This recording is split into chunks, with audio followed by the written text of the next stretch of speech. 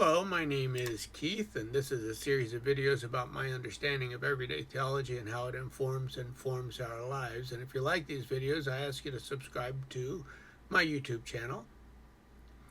So I spent many years on call by the United Methodist Committee on Relief to deploy when a major disaster occurs. It's one of the things that I did as a missionary for the United Methodist Church.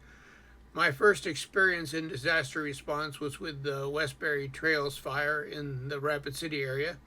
The fire destroyed everything in its way, burning many homes. The devastating fire gave you chills. It was like a dragon feeding on its prey. You could see puffs of smoke as it took off each house.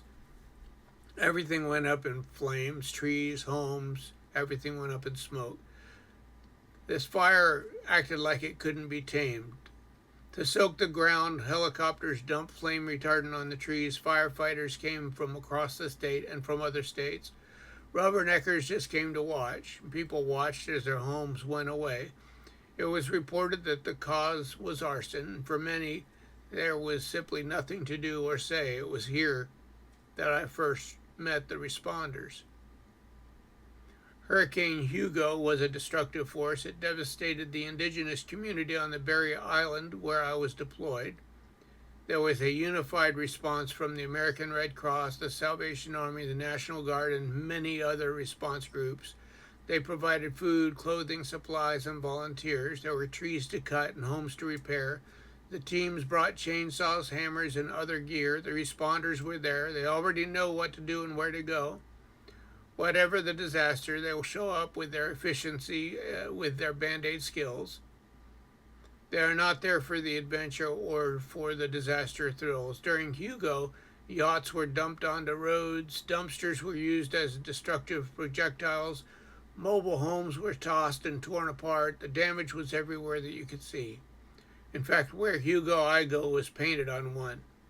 The recovery had a profound effect as side by side the work was done with no distinction of class, poor or elect. These were the responders.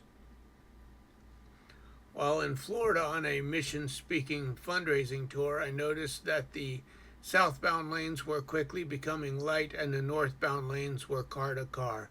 I pulled off at Daytona to stay the night. Hurricane Andrew was due to make landfall.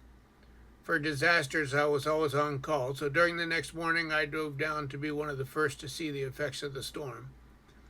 It was the greatest devastation I had seen up to that point. I was assigned to a disaster response tent in Homestead at a Haitian mission.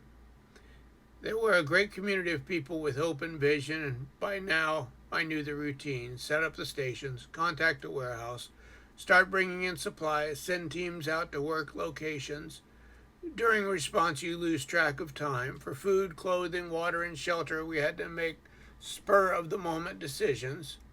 The response to a disaster is basically controlled chaos. Unfortunately, the disaster caused a cultural prison that I will probably discuss in another story. But we certainly were ready for the responders. When I retired from United Methodist Missions, I continued with disaster response for the United Methodist Church and also for the community, primarily for storms in the state of Florida. I was deployed to many more disasters, including the Palm Bay fires, Tropical Storm Faye, Hurricane Matthew, Hurricane Irma, Hurricane Michael, and Hurricane Nicole. In every case, I was able to recognize the responders with their chainsaws and hammers. They were different people, but still the same. Some were rough looking, but cut from the same mold. There were new faces and some old. Some of them arrived in their cars, others came in RVs. They usually don't say much, they just do their thing. They travel in groups, but prefer to work alone. I would give them their assignments and provide the supplies, and with very little discussion, they were on their way to repair somebody's devastation.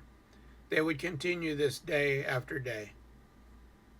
They either don't realize their importance or they don't dwell on it. To someone who lost all of their possessions and their homes, the emotions can be intense. These people just step in and clean up the mess. When people work together, hope never lacks.